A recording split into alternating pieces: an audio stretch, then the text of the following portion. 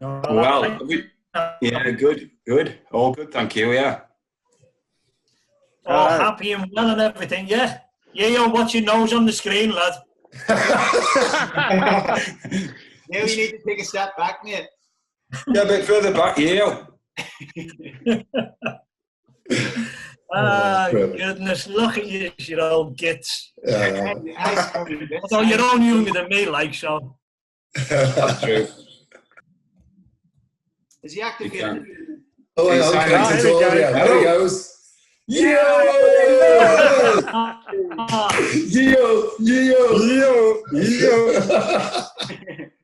Hey, Harry. Hey, Like the never, lad. Bimo. We're getting old now, I can't remember that far back. Hey. 17 years. I sat and watched most of it, I could probably tell you anyway. That's actually a good place to start. Give Simon a chance to start talking as well. Is obviously it was booked with that late goal against Torquay. What are your memories of? I'll give you a chance to talk about scoring the goal first. What's your memory of scoring that goal to get in the playoffs? In memories? Yeah. Not a lot really. It was just one of them things, wasn't it? Thanks, Simon. Great description there, you. Well, it was nice of you to contribute because there'd been a few months, hadn't there, of nothing. Yeah. All right, I was on holiday. Yeah, you had a dry spell, didn't you? Hang on a minute. Just got to that back five, lad. Wanted to keep us in the season. You what? Just got to the back five. Wanted to keep us in the season. Well, I don't like to talk about it, but it was one of them, wasn't it? I can't stop swearing, by the way. I've got 2 kids home on furlough, on lockdown, and do me head in. It's ball over the top though, wasn't it? I think ball over the top. I seen Oggy come past me, get back, son, and I just volleyed it, and that was it. Then it was how can I put it? That's what strikers do, I'm afraid. and great feeling after, though, wasn't it? I was going to say, pretty special, wasn't it? Oh, it certainly was, yeah. Because like we dog said, I've been on the bench all season. Well, not all season. I started off well, and he gave you a good go. He gave you a good chance. Had a 6-month holiday, and I'm back in. But yeah. Look. But even in training, leading up days before that and weeks before that, the training as a group of lads, it was fantastic. I come from non-league like you, Weeds, and Futch, and obviously Butch. And when we got to the, I found when I first come to Lincoln, it was just like, I thought, it's got to be more professional than this. Because everyone was, you know what I mean? Banter and that.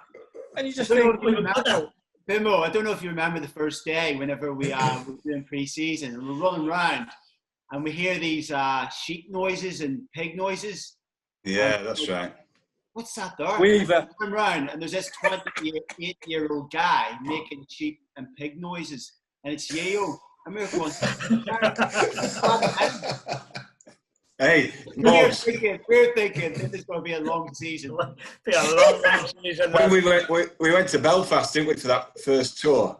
And we were put in rooms, and I've looked in my room. I thought he's already there. I don't know who I'm. It's Yale on the bed, just with his pants on, listening to his Walkman, and he was playing Wham that was coming out of his earphones. I'm thinking, what have we got here? And then Made in Stockport around his. I thought, Yale. And then Mr. Men tattoos. Yeah.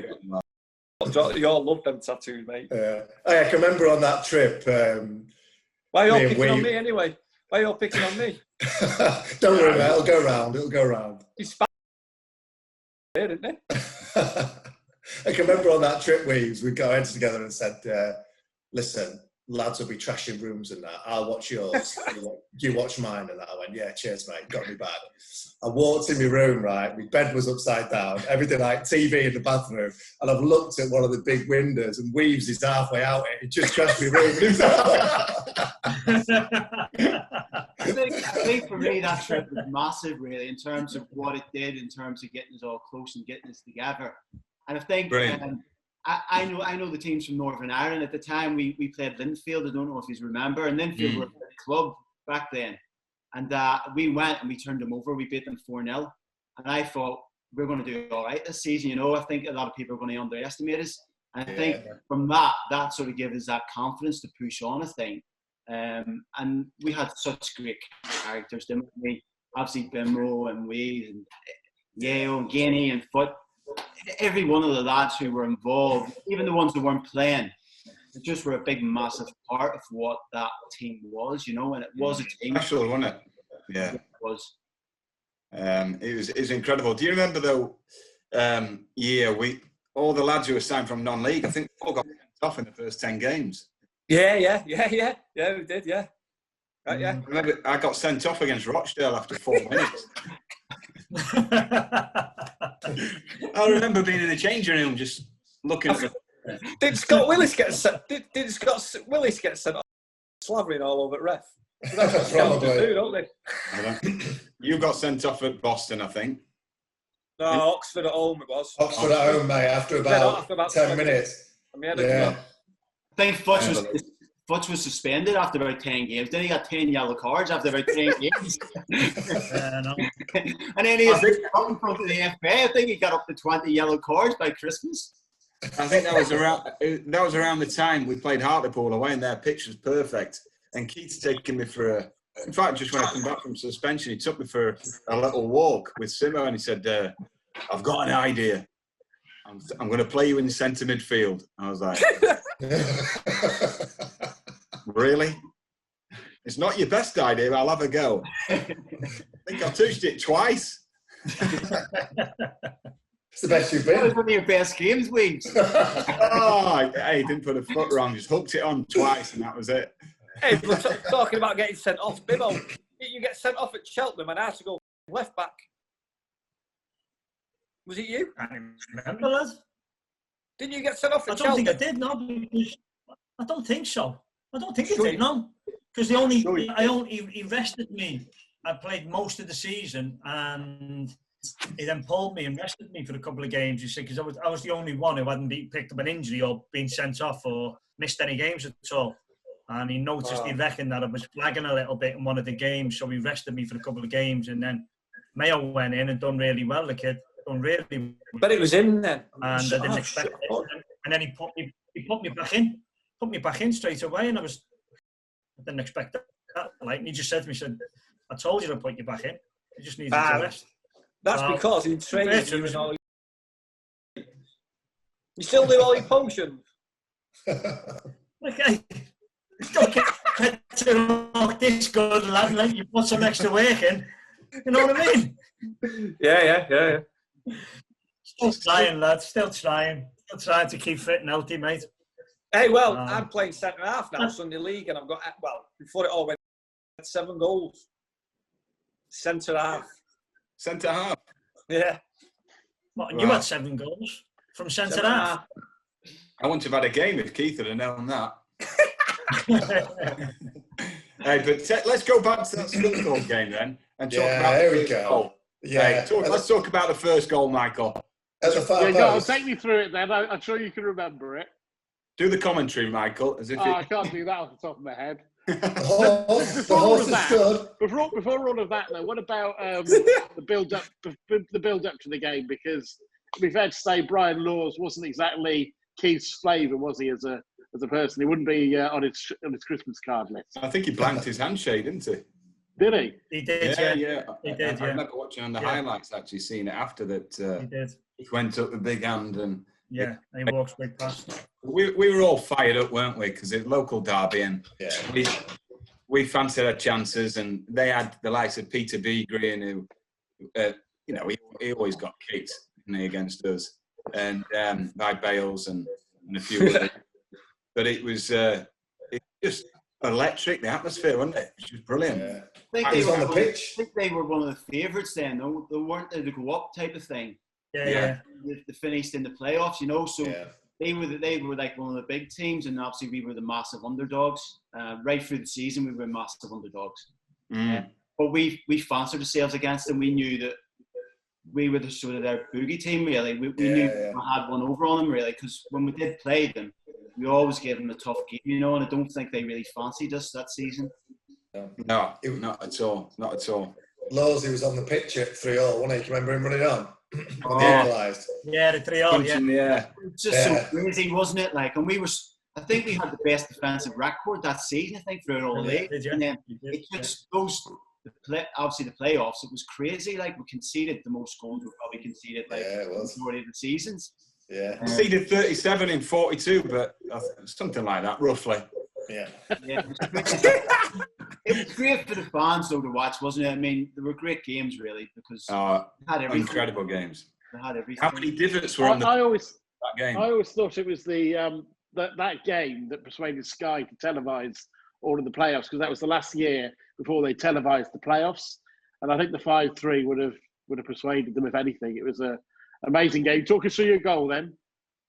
Absolutely nothing. Well, the movement. I remember actually Simo in training saying, right, we're going to do a deep free kick and you're going to pretend as if you're staying back and then make a late run. And so I was like proper into acting role. I'm not interested. I'm not going forward. I'm not even going to bother with this one. We started walking back and then ran. It was that electric and dynamic the movement. Just Jim Carrey popped up on the far post, didn't he? And then suddenly, here he is, Horsehead, comes in at the far post. And got some dodgy highlights back then as well, didn't you? The sun was out. Just a little tin. Just a little bit there. But it was just great because it was just unmarked and it went in and then it just peeled off. And before you knew it with this group, everyone's and they were that baggy, the shirts, weren't they? That you were just like, oh, do you know what? I've still got mine. And I tried it on the other day. It's just massive. It still doesn't fit me. It still doesn't fit me. Unbelievable. What about the suits? Another picture of the suits. Yeah, still got them. Yeah. That's Leo's best gear. That. I'm sure I got. Still go out in it. I can't go out in mine anymore because that summer we had a golf game. Yeah, all right. And Bales came over and played. Yeah, all right. We're in a nightclub in Sheffield, and he started. Well, we all started knocking a few shots back, and he started ripping. He ripped the collar off. They just said, "Hey, come here," and just went. And then I just said, "What you doing?" And I pulled his arm, and his arm came off. His whole sleeve came off, and in the end, I came out the club, and I had one button. I was just trying to fasten together the whole thing, and I came in, and Sally, who's now the wife, next morning she said, "What are you playing at? What happened last night? You get into a fight?" I said, "No, it was just Bales messing around." But the suit was just absolutely shot to pieces, and I was a bit disappointed later on, but you never knew what to expect when Bales was around. No, it was a car crash for me. And then going back to the game, what about Mayo's goal? Oh, yes, what a finish! It was Just so instinctive, great finish.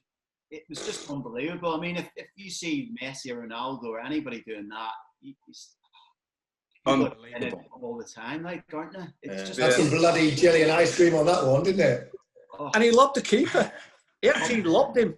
He lobbed him, and he came over his shoulder, blind shoulder, and lobbed it. Yeah. Like you say, and he just went off and get in. And if I'd have done that, I'd have run cathedral. You'd have died on that, wouldn't you? Yeah. You just done your boots up straight after that. Better. Yeah. Follow the day. Was it the season after that then? When did Mayo move then after that? When he got his move? Because he was on penalties, wasn't he? He got about... The season after. Yeah, that's right. Yeah, he got about 12 goals or something, hasn't he? 11 of them penalties. Yeah. Yeah, he was on a good run, but I think he got watched at Doncaster. He played Doncaster, and Watford came to watch their left winger. And then Mayo had a stormer, and they took him. Yeah, great, good lad. He had a good spell, didn't he? Yeah. Yeah, Michael, 5-2. What a scoreline that was, though. We're 5-3. Yeah, so 2-0, then 2-1. They pulled one back, and then 5-3 made it 3-1. And it went 3-all. 5-3 that. Yeah. Sorry. It was 5-3 the game. Yeah, 5-3 in the end. It went 2-1, 3-1, 3-3, 5-3. I think they were just obviously settled and happy with that, and I think they just thought, well, that's it. We'll get them back to our place. Yeah. But, we're all right. We're back in the game. And then I think they threw everyone forward, didn't they? When it was like 3-1, I think they went for it because that Nathan Stanton, who scored for him, I don't know. Yeah. Threw them up front, really. He was a defender. So they just chucked everything at us. And then obviously we got back, and then they thought, that's it, it's done and dusted. And then obviously Yale scored 2. Who was it? Crops who made unbelievable goals, by the way, Yeo. But for Smudger. For what? Who made that run down the left-hand side and then whipped back in? Cropper, wasn't it? I think it was the first one. Or was it? No, the first one I've lobbed over the top of the 2 centre halves. You've got on to it and finished it. And the second one got threaded down the line just beside the box. And Crops cut it back to you, didn't he? Was it? Yeah, he did. It was Butch, I'm sure. Was it Butch you got down the line? It was Butch, yeah, it was Butch. I thought it was Crops. I thought it was Crops. What a finish that was. The volley was fantastic finish. Unbelievable finish. Yeah. Technique. I've been doing that in training all week. No, I haven't. Yeah, it would have gone up. If you'd have done that all season, we'd have gone up automatically. No, it's been 17 years since we went up. He went to holidays for 3 months, then came back just for the playoffs. Where's this guy? I was watching you lot play football. So I want a bit of this now. And then we got by this. 3, did you think it was done? No. Nah, no chance. No chance. But I It's think always going to be tough there, if we isn't go it? in and do what we've done all season and just shut up shop and make it difficult, we'll always get a chance. Always thought that, on the counter and always do something like. I think we were just comfortable as a unit to soak things up. I think it was easy for us to do that. I think the 20 minutes were really important, weren't they? And they threw everything at us. I mean, they just came at us. And listen, we had a wee bit of luck because you always need a wee bit of luck in that. But everyone threw the body and put their bodies on the line. But that first 20 minutes was really important. Mazza pulled off a great save. People blocking everything. Once we got through that, I think then we thought, do you know what, we've got this, and then obviously again, we could sort of soak up. We could soak up pressure all day long, really. When we were on it, and we were hard. I think teams found it really difficult to sort of score against us. I've not played in many teams, since with that a back 3 or a back 5 that make it work that well.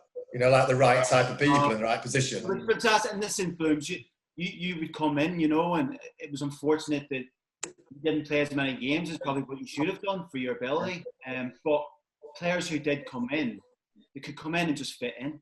Yeah, I think to be fair to Keith, he was just so consistent with it, wasn't he, for such a long period of time. And Blooms, how many months into the season did you join? Say again, mate.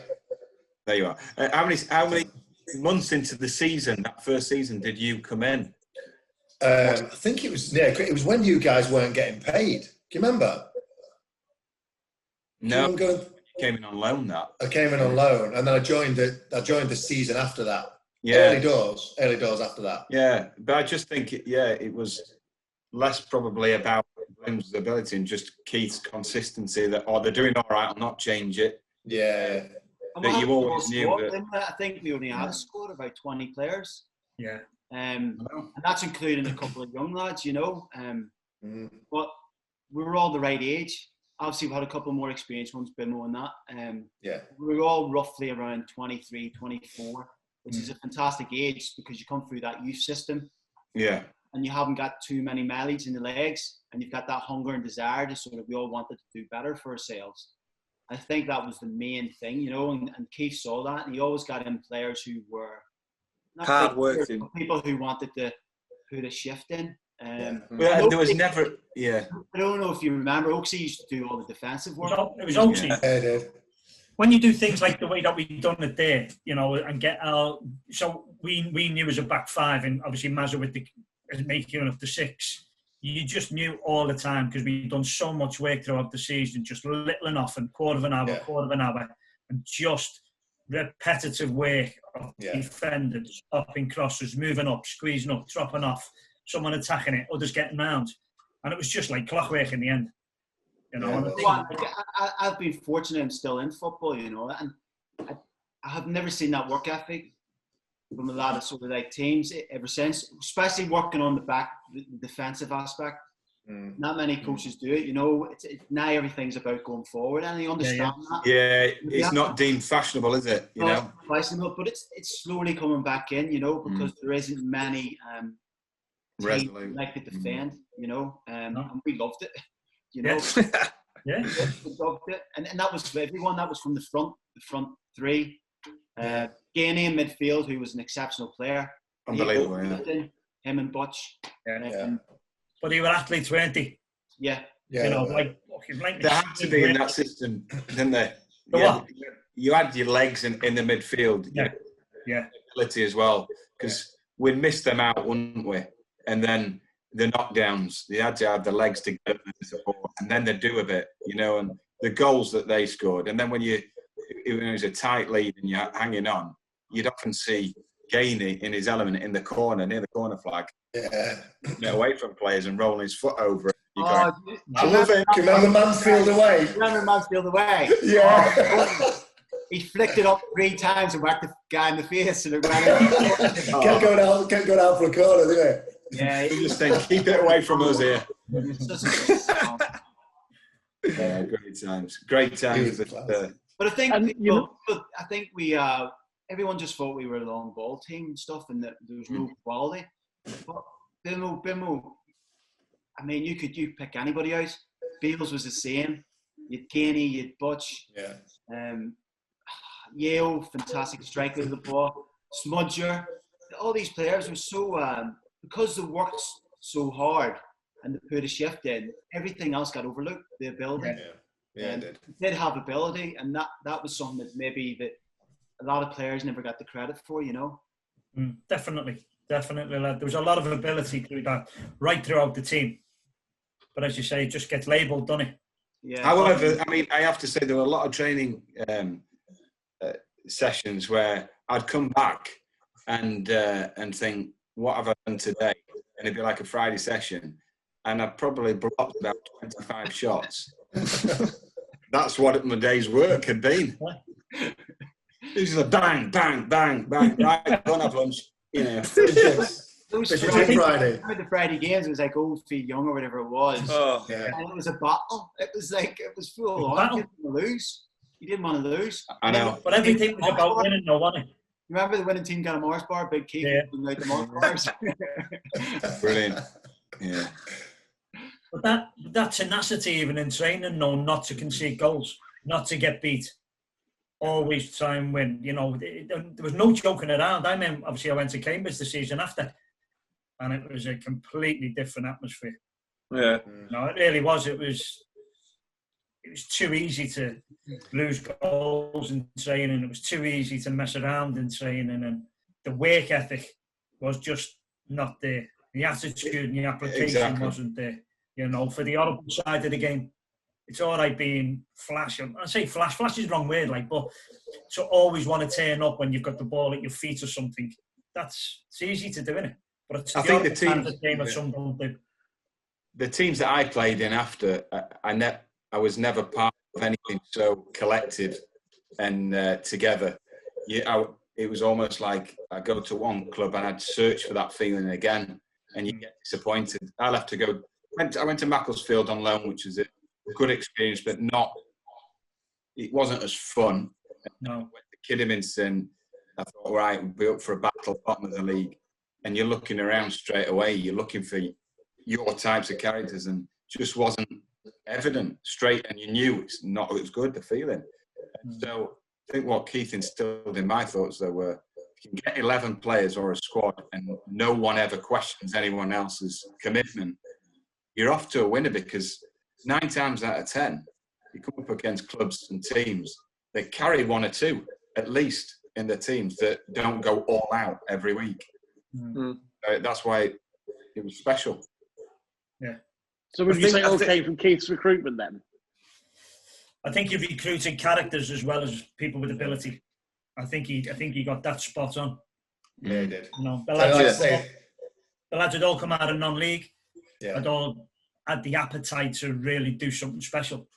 And even the lads who had obviously been there the year before or a couple of years before, whatever, you know, I think it just gelled really well, because you just had characters in the room and in the changes, and you just just become an infectious place where everybody wanted to be. You look forward to coming in every day. Yeah. Great atmosphere. You know. But don't you remember first day of training at Cherry Willingham? And Keith was in his car, wasn't he? You wouldn't get out. And we were all just... I was buckling down. What's happening here? Yeah. What's happening here? Who's taking training? Well, Keith was sat in his car because it was raining, wasn't it? It was cold. He's not for the Bourbons, wasn't he? We all went there and put our tops down, didn't we? Organised 2 teams and had like a 5-a-side, whatever it was, between ourselves. You know, what's going on here? We're supposed to be at a pro club. We just had a different way to do it. Oh, quality. Getting back to the second Scunthorpe game, did you know when you came on the pitch what Brian Laws had been doing to stir their fans? He didn't know about the flag and everything. No. And I was last to go in anyway because I was on the bench, and even then there was still nothing, because obviously the first 11 go in, Keith does his pet talk, and then we'll come in, shake their hands, and as they're going out, shake their hands again, and all the best, and then we get our pads, so we're last ones in and last ones out as well. So I didn't hear anything like that, but who cares? Who gives it? I thought it was interesting what you said about how you played as a team, because I think it was probably one of the best performances of the season, in the sense that it was away against a good team, and it was built on the defence, which the season was, and taking your, obviously as you did, Simon, at the end, taking your chance in the goal. Yeah, well, like I say, I mean that's it. That season was obviously we were. If you look back, we're all sick for relegation, weren't we? We're going down in this, that, and the other.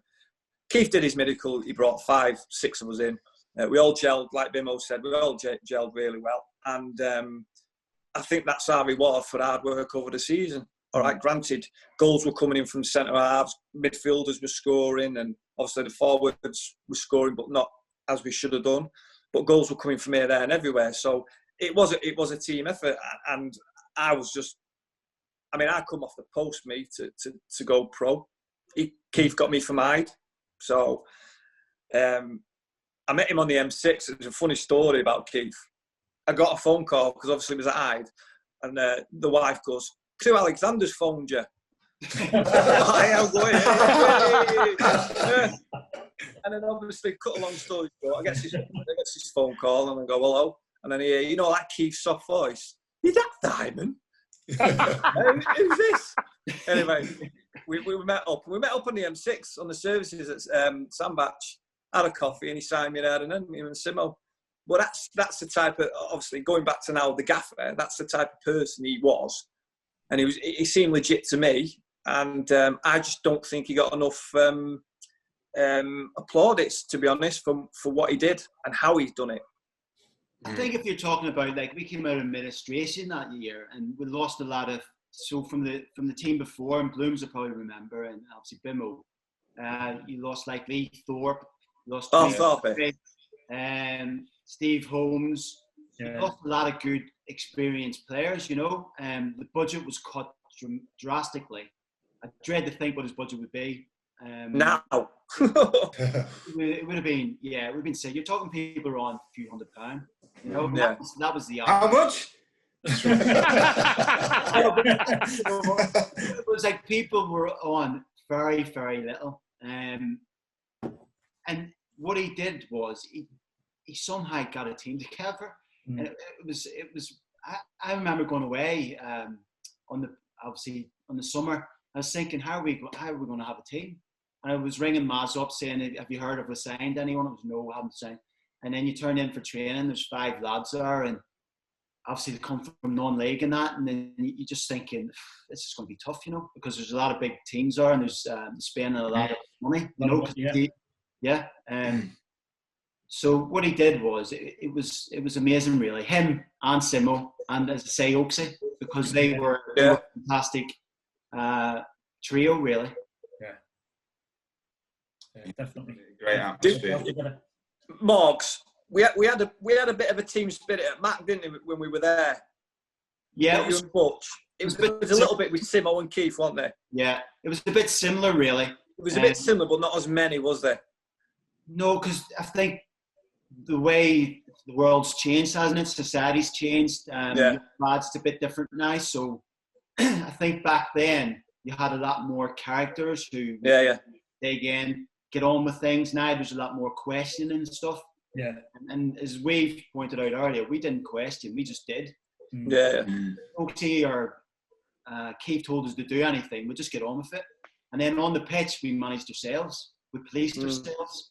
So if somebody wasn't putting the work ethic in on the pitch, we had 11 captains out there to sort of say, hang on a minute, you need to start performing. And that's where it was. I mean, I was captain, but I wasn't a real captain. The whole team, everybody who was involved in that team, they were all captains. They were all leaders, and that was unique. Really, that year was very, very unique for that. Yeah, nice to be part of it. We've got representatives of striking and defending mostly here. What about you talked a bit about the midfield and obviously Mazza in goal as players. I mean, Mazza must have been. We wouldn't say it to his face, maybe, but certainly one of the best keepers at that level at that time, wasn't he? Best keeper in the league for me. Is so agile, and he just pulled off saves where you think that's going in, and then you look round, you're waiting for it to be in the net, and he's pulled it off. You know, the fingertip save is just incredible.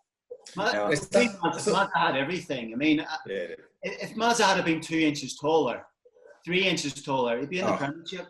And banter, it didn't have the banter. That's not over-exaggerating, really, because technically, striking the ball, everyone goes on about Pepe Reina doing the half volley. Mazza could do that and hit you. 70 yards, you know. Great ability with his feet, isn't it? Quick and agile. If he was 3 inches taller, he'd be in the Premiership without a shadow of doubt. And like you said, the two in mid. Go on, sorry. Sorry, I mean, to be fair, the likes of we had Macaulay, Gaz. I still speak to him when he decides to answer me calls and texts. But he had likes of Macaulay, went on to do well. Again, Keith, 10 grand. That's all Stockport had to buy him. 10,000. I don't really.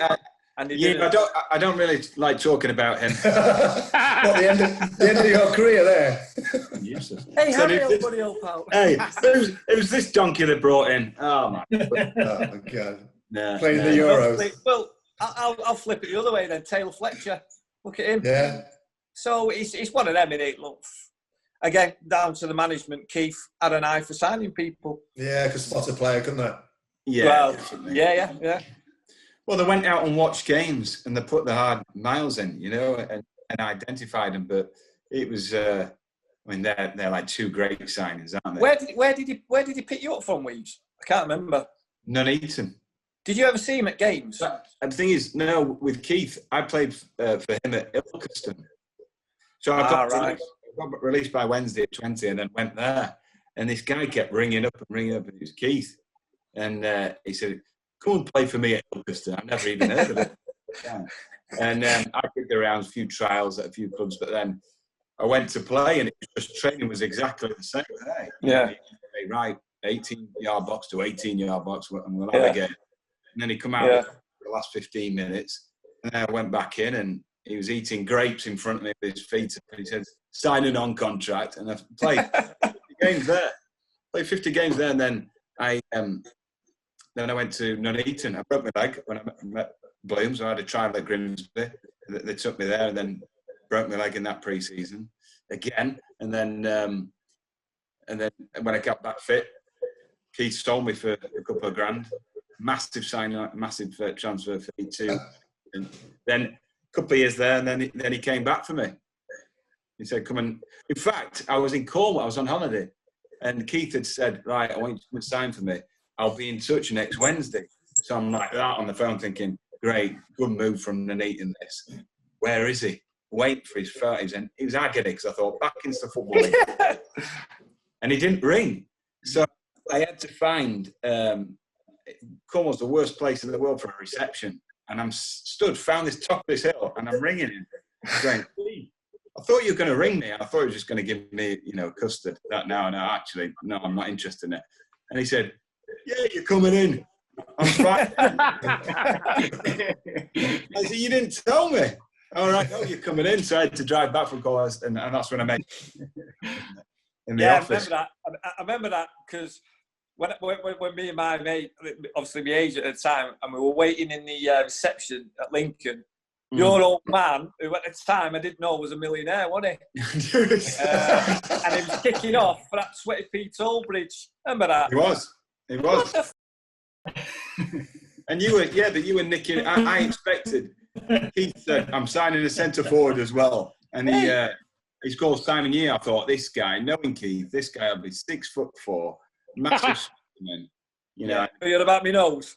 Yeah, and then you walked in, which reminds me, I've got something in my office that I always have here, and someone gave it to me, and I thought that just show you. No, hey, I'll come and sign it. You always reminds me of you, Yale. But signed on the same day, and that's when we fell in love right there and then. Alrighty then. Where was it? We weighed it with I'm not saying it on there, no. But you know what happened. Do we talk about the final now? Yeah. You can do. The final. Has Butch arrived yet? He's probably still in his meeting, isn't he? Okay. Because didn't you score first, if I remember right? Is what? In the actual match, you scored first, didn't you? Lincoln scored first, didn't we? No, they did. Was it 1-1? Fletcher scored, then Butch equalised. Butch equalised, didn't he? Yeah, he did. Yeah. And I don't know if you remember. I remember going in half time. I think we all thought we didn't perform. Yeah, we did. We were all gutted and how the game went. And then when I look back at it, we performed all right in that first half. And I think what we did is second half. I think even Keith went a wee bit gung ho, didn't we? We just went for it. Yeah, that was on character. Yeah, we wouldn't have done that. In any other game, we would have said, right, we're going to keep it solid. We'll keep it tight until the last 10, 15 minutes, and then we'll bombard them. And we did the opposite, didn't we? We sort of just went at them, and it's played into their hands a wee bit. But they were a fantastic team. They were a great team. Great players that year. Then they Carl Fletcher, Steve Fletcher, Brown in midfield. Hayter was decent, wasn't he? Yeah, Hayter up front. Yeah, they're a very, very good team. You know. I think, it was a strange final. I think the whole thing maybe just got to us, maybe that inexperience a wee bit, but yeah. You know, even staying like Celtic manner and living it up, we weren't like that, were we? No, we weren't. You know, looking back with travel lodges and stuff like that, and even though and the suits, you know, with apple pie and custard. Yeah. Exactly. It was a little bit different, wasn't it? And, you know, we were following the forwards around, weren't we, Morgs? It was a little bit different. Told them on mark and that was it, but it left so much space in it because it was a big pitch. Hayter was taking me for a walk on the left-hand side. I'm thinking, side centre half, and Simo was saying, stay with him. There's a massive gap here. I think we just keep our shape and just do what we would normally do. I know. And just be settled and just settle in. Settle in what we do. We'd gone to Bournemouth and beaten them. He pushed the wing backs on, didn't he? Bales was playing like a forward. Oh, remember, there was about 15 minutes left and Bales got what could only be called a consolation goal. But he scored at Millennium Stadium. He's peeled off, Graham. Yeah. We've lost the game, pal. But what about after? And obviously we're devastated. But it was like symptomatic of the group, though. We're like, really down, losing, lost the game, and we got in the lift. We had to get in the lift to go.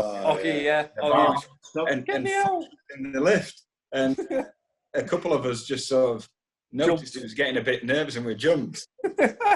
He properly freaked out, didn't he? Yeah, he got stuck in the lift, didn't it? Stuck. Had to get the fabricate or something. Yeah, he got stuck. Yeah, he was sweating, wasn't he? Pack it in, will you? Pack it in. I don't like it. He's starting to sweat. When they sweating, but by the time we got out of the lift, we had something to laugh about. That's I mean, before the game, just going back to Mazza quick about him being like technically good at everything. They had the driving range at Celtic Manor. Right. We said, we'll go down, we'll hit a few balls and stuff. And some guy in this bay next to us paid about 200 quid for this golf lesson. Couldn't even get it out of the bay. And Maz had nicked a driver from somewhere and was running up and like Happy Gilmore in him about doing the jazz in the bay next to him. This guy was just like looking at him. Fantastic. Oh, quality. It was a bit of a strange night because I think a few went into Cardiff and a few just stayed. We stayed in the hotel bar, didn't we? Yeah, paid some beers on, haven't they? Yeah. You had to get a mortgage for a sandwich, didn't you? There wasn't. I think a few of us were playing snooker and that. Yeah. It was weird, like, because we were all devastated. I think we were all devastated, weren't we? Because I think because it wasn't us. The game, we felt those would sort of let each other down. We let the fans down. And as I say, I couldn't watch that game back until about 4 years ago, I think it was. I watched it for the first time. Did you? I watched the first half, and I thought, we did all right, you know. And I just wish we had had that wee bit more experience. Maybe it was a year after that. I think so. And sort of said, look, we're doing all right here, but because no doubt if we had kept the tight, we would have probably got one back, you know. And then you just don't know, do you? Yeah, I think it was a bit of a. If I remember right, because I don't think I've seen it back. It was one match. You know, where they were playing and we were playing at times quite nice, and you know we had ability, like you say, but we were about really solid, and then we'll do a bit, and we just sort of a lot of people were dropping off and playing a bit more than we did. The pitch got massive on the day, and we were about keeping it really hard, you know, tight for people and closing down people. But it hit me, I think, the day after was my sister's wedding, so we got up the next day, raced back, and my sister's come into church, and I think it hit me then because my dad's like leaning down the aisle, and he was all a bit emotional, and I thought, am I getting upset here? Am I upset? Am I upset because my sister did? Am I upset because we've lost, or am I just tired? Yeah. Dear. Good couple of days apart from losing. Yeah. Friday. So I guess the final bit is really your reflections on that year, because really it set Lincoln up for. I know Paul was the only one who was there for the 5 years, but it set Lincoln up for a good run of success. 4 or 5 years in the playoffs. Yeah, well, I think we were all there, weren't we? All the way through. I mean, all the way through to the end. Yeah. I only spent the first year there. Yeah. I think it set it off fantastic. I think we kept like the nucleus of the team. Obviously, other players came in, but it was, as I say, Keith was fantastic at bringing in the characters, and he kept doing that. He was very successful at doing that. As we mentioned, like Macaulay coming in, and Gary Taylor-Fletcher, and there was a lot of good players he brought into the team, and it just continued, you know, kept going and kept going. I think, for me, losing to Huddersfield the following year and then losing to Southend, they were two big opportunities. We should have really. Well, that Southend one was legit. It was a linesman that cost us again, because obviously it was onside. We would have won that. I watched that game. I watched that game on TV, and that was a strange emotion because I'd moved on. Just seeing you lads there, and I thought, this is the moment. But obviously, part of you being football yourself, you think, I wish I was there with them. But I think I only played against yourselves once when I went to Kidderminster. And actually, Kidderminster was one of the only games we won. But I thought you can feel why Lincoln's successful. It was a force playing against you. Everything thrown in the box, seconds, and it was like massive. I think I injured you that day, actually, didn't I? Yeah, I know you did. I didn't want to say anything, but cheers for that. Well, I accidentally elbowed you in the face. And I remember that night. I think I texted you because I hope you're all right. So I know. I can't. You can't speak right now. I don't hold a grudge. I know. That Huddersfield one was tough, Morgs, wasn't it? Was it penalty, wasn't it? But Booth was playing, wasn't it? Never. It was the forward called Andy Booth, wasn't it? Andy Booth, yeah. He kept his own feet, and he's gone down, and it was disgusting, really. Yeah, it was. It was almost like we were cheating. You don't like to say that, but it just seemed that. I don't know if you remember, we played Huddersfield away. The offside. The offside goal. And it was almost like it felt like it was a conspiracy against us. Yeah, we could have got automatic that year. Yeah. And anyway, we should have. For me, we should have. That was an important year, and I think we should have went up that year. You know, and we just quite never made it that extra step. You know, but listen, Keith done a fantastic job, didn't he? And all the lads and players give everything, and the money, the budgets, we were always sort of underdogs, weren't we? You know, every underdog. You're competing against the Hulls, the Bournemouths, the Huddersfields, and big teams, Doncasters. These teams had a lot of money and a lot of spending power, you know, and we felt we were as good as them, if not better. And that was down to the staff, be it, as I say, Keith Oakes, Keith Alexander, Simo, and the players. Yeah, and I think people underestimate Keith's knowledge and tactics and piecing the jigsaw puzzle together, and think it was simplicity. But the hard thing is recruiting the right pieces together, and he did that, and he kept everything, all the messages simple and consistent. He didn't chop and change, and he performed a miracle really. But I say with the characters, it was just unfair experience, and he did. I think that first summer set the club up for several years, didn't it? And then it had a lull, and go and watch players, and Lincoln play, and it was really quiet. And then obviously the Cowley brothers got involved, and I went to watch their promotion here from the National League, and the atmosphere was back up there, and it was football area, so it was just brilliant to see that. Has any of you been back to the club since? Well, we played a couple of charity things. Have you been VIP lounge and that? Yeah, very good, isn't it? But yeah, it's it's great. Honestly, it's being back there, and obviously you go into the bar and you've got pictures of all the lads and all. It's fantastic. It's brilliant, and it's done up nice as well. Yeah, good. It's good to see him progressing, isn't it? Oh yeah, definitely. Yeah. That reminds me of time. Remember, just saying there about running up a tab. Do you remember the guy? Was it Steph, the chairman at the time? Steph, right? Yeah. Right. And we'd been to the races, and he took us to his nightclub, and we had a meal.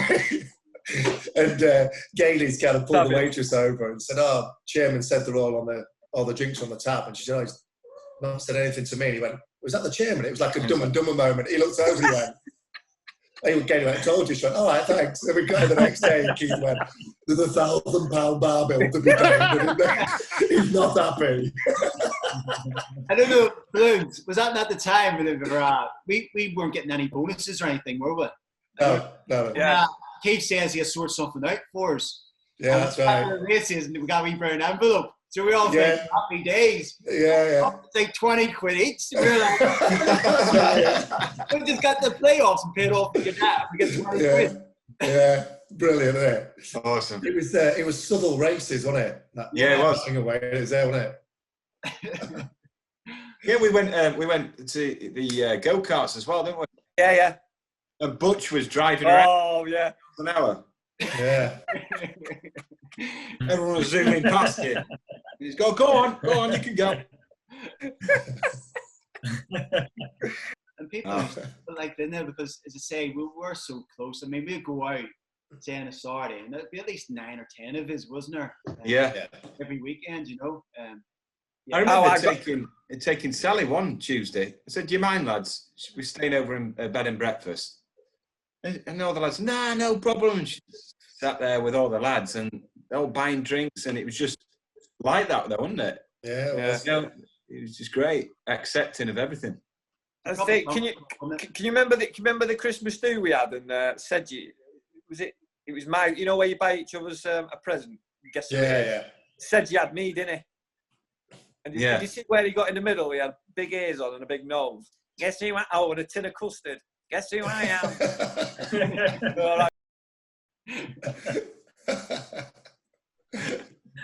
They were funny nights. Yeah, good memories.